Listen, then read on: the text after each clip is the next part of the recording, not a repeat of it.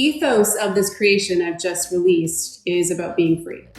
And if there's anything I've weaved throughout this whole thing more than others, it's the concept of having things in your life reflect back to you the reminder that you are free.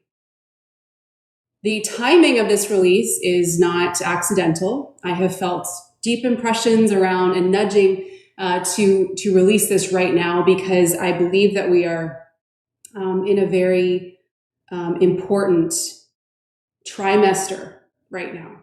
That what's coming next is going to be deeply impacted and instructed by the work that you're doing right now in your life in this season.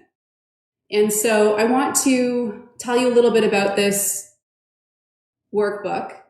Here is the ethos of this workbook. The timing matters.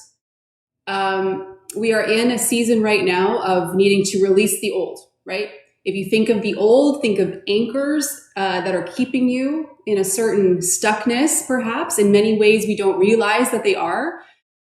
A lot of the clutter and disorganization we may see being reflected back to us in various areas of our life, whether that be our closets, whether that be our finances, whether that be that machine in our hands. When we have clutter that's there, it's reflecting clutter internally. And so what I want to work on together through this process, through you having this workbook in your hand and working through it chapter by chapter, which is all sequenced intentionally. The order of which I've built out the chapters of this is intentional to help you build that organizational muscle, okay? But what I want to see happen here for those of us that are ready and interested in tapping into more states of freedom in our life is that by the end of this, you notice a certain readiness for more, that you are prepared to step into some of those perhaps bigger decisions that you are needing to make in your life. We all have something, I'm sure, that we're weighing options on right now. Maybe for some of you who are parents, it's school, right? You've got kids who you've got this up and coming school year coming, and there's something heavy about it. There's something you know is lurking behind that date. So I actually have had a really glorious last couple of weeks, living like the 80s kid that I am, not being online at all, just in life and actually very immersed in this program. So I highly recommend that to any of you feeling like you're just needing a break over a lot of the things. The Seasonal Scrub program is about 90 pages. Okay, so it's a workbook you go through. Everything is, I'm all about easy. So everything's linked up in there. Every worksheet, every template builds out to a private landing page where you can print everything. But the first few pages, I go through an intro, which I'm going to read for you here. The very first chapter we go through is cleaning your time. Hey, my favorite topic. If you're in the lab, you know this is the big piece, right? The very last chapter of the book is finances. And one of the things that I share in the financial chapter is that there are two currencies we're given in life to do with what we want, right? In a way, they're free. And that's our time and that's our health. And those two currencies that we have are our invitation to show that we can be trusted with more, that we are good stewards of those things. And those two currencies relate directly to the currency we work with in our world, the currency of money. How we take care of our time is a big piece of that. So we start there. That's the first chapter of this process, is learning to time block, learning to time map an intersection of your values and your time. So scrubbing your calendar clean and working in your values, your top values first before anything else. We talk about the big rocks in there versus the sand, right? So it's really just pulling everything out, putting it in as you would like. And again, what you're thinking of through this whole process is, who am I today? Who am I not anymore? And who am I becoming? And is everything in my life reflecting back to me who I am becoming? That is absolutely the goal. We want to release the things that aren't serving us anymore.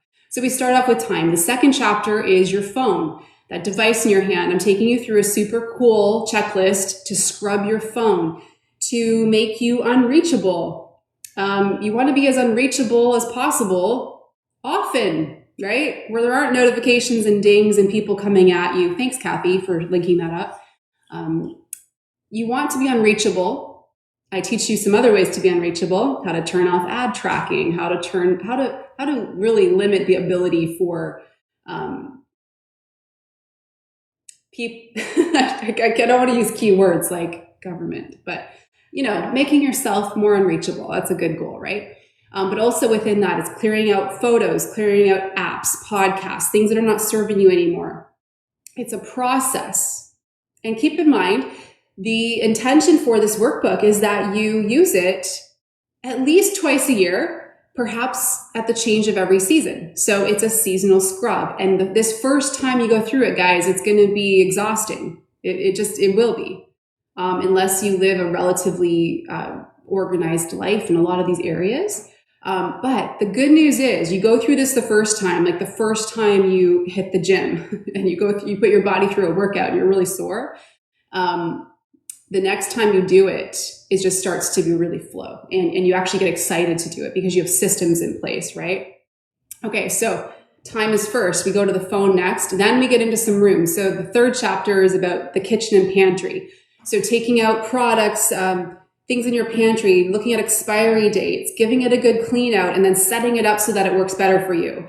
The kitchen is the heart of the home. We want to make sure that there is an opportunity for health and connection to grow from that place. And so it's setting it up so that it just is more streamlined.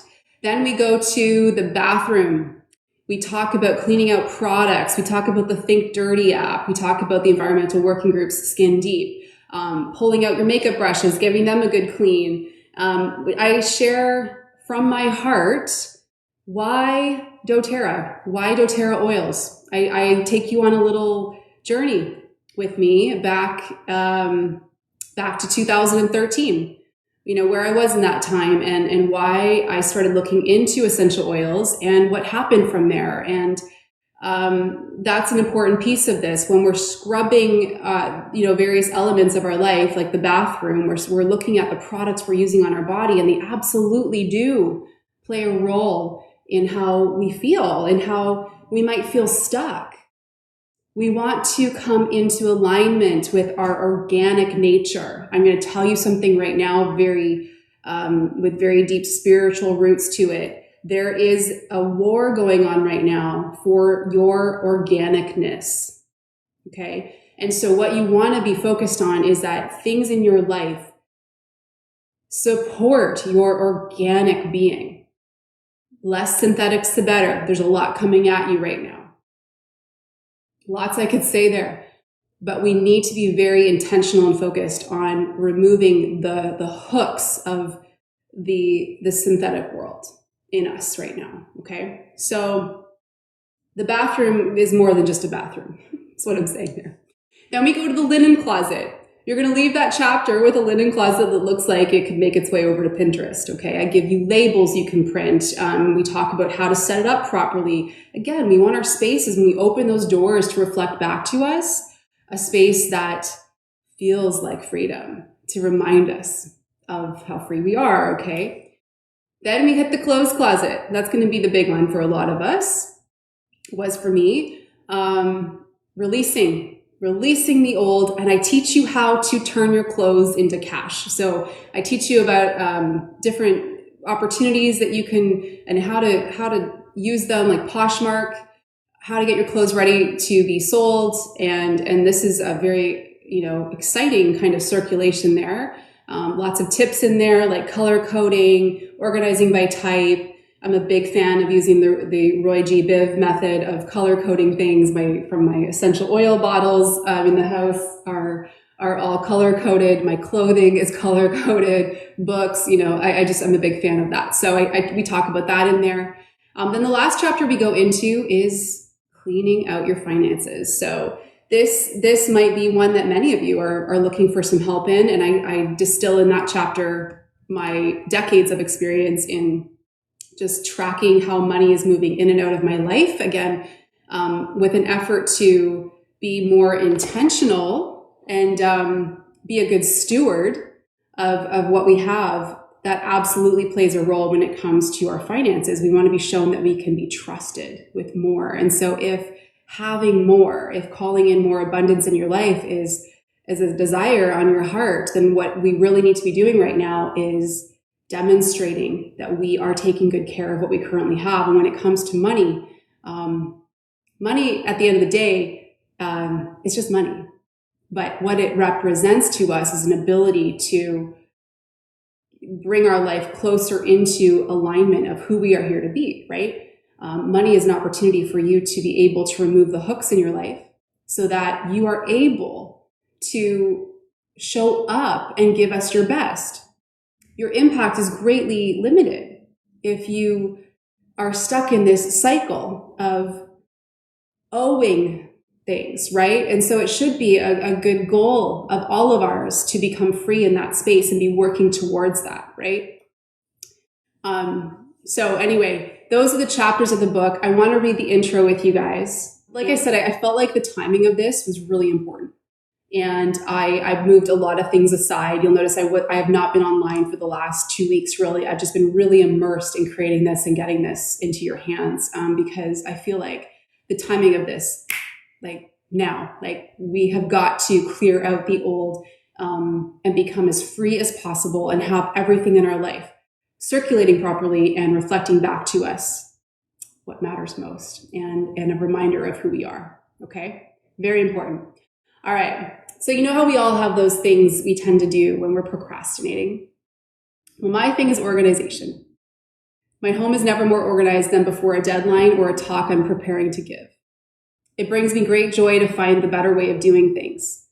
I'm also very committed to keeping what is most important, as seasons of life and business evolve and continue to grow. My affinity for integrating systems comes from a deep disdain for distractions. I've come to realize that this is part of my calling, to go into the wild of being a mother and a business owner and keep my values front and center while things grow. It's likely how our paths crossed because this is the ethos of all realms of my work. I look for the bottlenecks and I pull the roots out of things that seek to distract. Whether that be through the integration of pure essential oils to keep our bodies as organic and aligned with nature as possible, or having systems in place to put us in a place of authority with our time and our money. I create for you from a place of experience in finding the better way. This season that we are in as a collective reminds me a whole lot of the nesting period I experienced a few months before giving birth. The timing of this creation for you is not accidental. I believe we are heading into a powerful upcoming year, and we need to be reminded through the opening of our closet doors and financial statements that we are free. The seasonal scrub is about more than clearing out old stuff. This is about leading your life, making room for the good on the way, planting seeds in this season that we will harvest in the next. This is about reorganizing elements of your life to match the frequency of who you are becoming. Our outer world very much reflects our inner world. We aren't static beings after all. We are always evolving, and a lifestyle cleanse like this one helps facilitate your transformation.